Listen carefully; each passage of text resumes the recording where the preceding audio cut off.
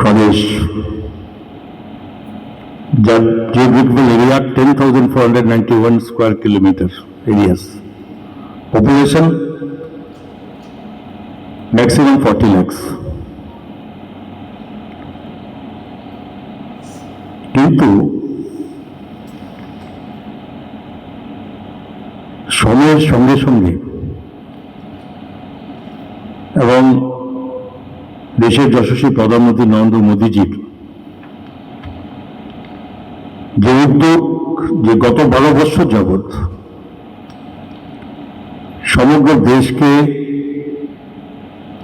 সারা পৃথিবীর মধ্যে বিভিন্ন ক্ষেত্রে যেটা একটা আলোচনার এবং উন্নত পর্যায়ে পৌঁছে দেওয়ার ব্যবস্থা করেছে, ঠিক তারই পাশাপাশি আমরাও আমাদের এই ছোট্ট রাজ্য আমরা পিছিয়ে নেই। আজকে যেখানে দাঁড়িয়ে আছি এটা আইটি ভবন। এ রাজ্যের ডিজিটাল ত্রিপুরা, যে ডিজিটাল ইন্ডিয়া, ডিজিটাল ত্রিপুরা যে যে অর্থে যেখানে পৌঁছাতে হয়, আজকে আমরা গর্বের সঙ্গে বলতে পারি যে আমাদের সরকার অ্যাসেম্বলি থেকে শুরু করে আমাদের cabinet secretariat, all district magistrates, subdivision magistrates, BDOs, panchayat, up to BC level, that is complete হয়নি, আমরা পেপারলেস অ্যাক্টিভিটিস অফিসিয়ালস আমরা করছি। কলেজগুলোতে আমরা ওয়াইফাই কানেক্টিভিটির ব্যবস্থা করে দিয়েছি, কারণ এখনকার সেই যুগ নেই। ইনস্ট্যান্ট স্টুডেন্টদের ব্যবস্থা করতে হবে, এই মুহূর্তে জানতে হবে কোনো টপিক্সের উপরে, সেটা কলেজে বসে জানতে পারে। তার জন্য আমরা এই আইটি ভবনে বসেই আমাদের এই ডিপার্টমেন্ট উদ্যোগে কলেজ স্টুডেন্টকে প্রত্যেক বছরে সরকারি উদ্যোগে আমরা বিনা পয়সায় আমরা অ্যান্ড্রয়েড মোবাইলের ব্যবস্থা করে দিয়েছি। 50,000-এর বেশি স্টুডেন্টস এ পর্যন্ত আমরা সরকার আসার পরে আমরা দিয়েছি, কারণ সবার পক্ষে সম্ভব নয়। তো সুতরাং সেটাও যাতে কেউ পিছিয়ে না থাকে সেটা আমরা করেছি। তো এর সঙ্গে সঙ্গে আজকে এখানে 11টা কোম্পানির যে কথা বলছিলাম, 11টা কোম্পানি আছে আমার আইটি ব্যাপারে STPL আন্ডারে, প্রায় 350 numbers employees engaged here, except IT ছেড়ে আলাদা। এবং এটা খুব খুশি যে আলিজুট্টনে টোটাল 40 নাম্বারস, যেটা Debashis already told me, 40 numbers are almost there from Udaipur or Tripura, almost there from Tripura। আমাদের টার্গেট ওই জায়গাতে আইটি, একটা সময় আইটি সেক্টর ত্রিপুরাতে ছিল না বললেই চলে।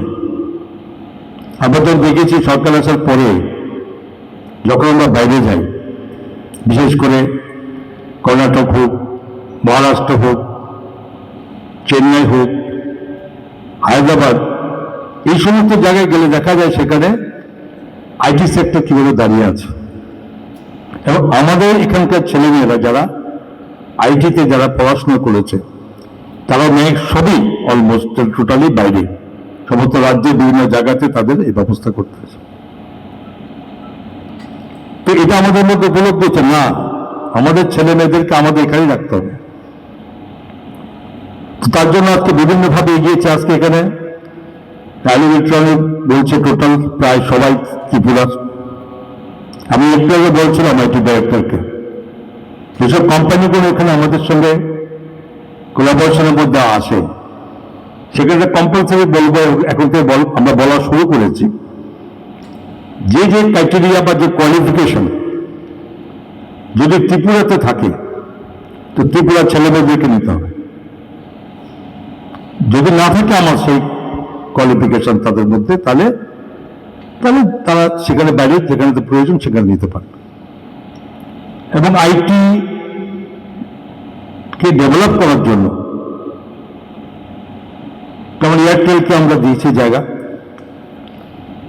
মিনিমাম 200 crores তারা ইনভেস্টমেন্ট করে তারা এখানে আইটি সেক্টর তারা গড়ে তুলবে। এখানকার আমাদের বেশ কিছু ছেলেমেয়ে সেখানে যুক্ত হতে পারবে। এছাড়াও অলরেডি আমরা ওই স্টেপে আছি যেখানে আইটি পার্ক করতে যাচ্ছে, যা নাকি সব বেঙ্গালোর যাও, হায়দ্রাবাদ গেলে দেখা যাবে। আমরা সেখানে আইটি পার্কের প্রস্তাব আমরা নিয়েছি, অলরেডি গভর্নমেন্ট অফ ইন্ডিয়ার কাছে আমাদের প্রপোজাল আমরা প্লেস করেছি। মিনিমাম 500 crores ইনভেস্টমেন্ট করে আমরা এখানে আইটি পার্ক করব, যেখানে এ রাজ্যের ছেলেমেয়েরা যাতে এই সেকশনের তাদের কোথাও বাইরে না যেতে হয়। তো স্বাভাবিকভাবে এটা নিয়ে একটা অন্যতম আজকে এখানে এই সেক্টরেরই, যেখানে আলিউট্রন আমাকে বলেছিল এখানে আসার জন্য, যারা বলেছিল আমাকে গিয়ে যেখানে একটু আসা, তাই আমি শুনেছি কি ব্যাপার পারপাস একটা প্রোগ্রাম নিয়েছেন যে এদের 8 years কমপ্লিটের কারণে এখানে ব্লাড ডোনেশন, একটা ভলান্টারি ব্লাড ডোনেশন ক্যাম্প তারা করবে। দুটো জিনিস আগে আবার জিজ্ঞেস করেছিলাম এখানে কতজন আছে, কি ব্যাপার, বলে সব ট্রিপুলার ব্লাড। তো ব্লাড ডোনেশন মোস্ট ইম্পর্টেন্ট, অন্তত আমাদের সারা দেশের সঙ্গে আমার রাজ্যের কথাই বললেন। কোন একটা সময় শোনা যেত রক্তের অভাবে মানুষকে জীবন দিতে হতো, এবং অনেকে রক্ত, শরীর রক্ত বিক্রি করত, মানে এমন ভাবে ছিল সেখানে সে ব্লাডও ঠিক মতো যে প্রয়োজনে সেটাও কাজ করতো না, এবং যে দিত এরকম পয়সার জন্য তাকেও তার শরীর খারাপ হতো। তো ঠিক ওই একটা সিচুয়েশন ছিল ত্রিপুরাতে। এবং আজ একটা সময় ছিল যে শহরের কিছু স্টুডেন্টস, কলেজ স্টুডেন্টস যারা বোঝে তারাই শুধু ব্লাড দেওয়ার জন্য এগিয়ে আসতো। সেখানে মেয়েদেরও তারা পিছিয়ে থাকতো, দিত না, ভয় থাকতো। তিনি বলেছিল উনি যে ব্লাডের ওনার সঙ্গে ব্যাখ্যা দিয়েছিলেন। তো এই ক্ষেত্রে আজকের দিন সেটা নেই, শহর ছেড়ে গ্রামে চলে গেছে। গ্রামের সমস্ত যারা ছেলে মেয়েরাও তারা যা দিতে পারে তারাও এই ব্লাড ডোনেশনের জন্য এগিয়ে আসে। তো প্রত্যেকের মধ্যে এটা প্রশ্ন হচ্ছে, এটা মানুষের মধ্যে এটা এই হিউম্যানিটি গ্রো করেছে যে আমার রক্ত দিলে আমার শরীরের ক্ষতি হবে না, উনি বলেছেন ডিটেলস। বাট আমার রক্ততে একটা মানুষের জীবন বাঁচতে পারে।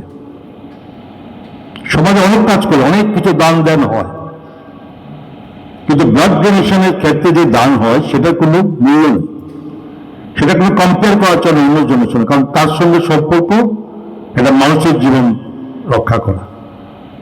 তো এটার অন্যতম গুরুত্ব, এবং যখনই বলে যত ছোট ভাবি হোক সেই প্রোগ্রামকে গুরুত্ব দেওয়ার জন্য আমাদের সরকার মাননীয় মুখ্যমন্ত্রী সর্বদা কোথাও ব্লাড ডোনেশন ক্যাম্পের কথা বললে মাননীয় মুখ্যমন্ত্রী ছুড়ে যান। ঠিক আমাদের ক্ষেত্রে আমাদের যখন বলে তো ব্লাড ডোনেশন ক্যাম্পের কথা বললে আমরা সেখানে যত কাজই থাকুক সেটা কিন্তু আমরা অ্যাটেন্ড করার চেষ্টা করি, কারণ আমরা জানি যে আমার এখানে অ্যাটেন্ড করা, যদি আজকে যে সংখ্যক আজকে ব্লাড দেবে তত সংখ্যক লোক এ রাজ্যের মানুষ তার জীবন রক্ষা হবে। তো আমার একটা উপস্থিতির জন্য যদি কিছু লোকের জীবন বাঁচে তো আমরা সেই কাজটা করবো না, সেটাই আমাদের করণীয় কর্তব্য।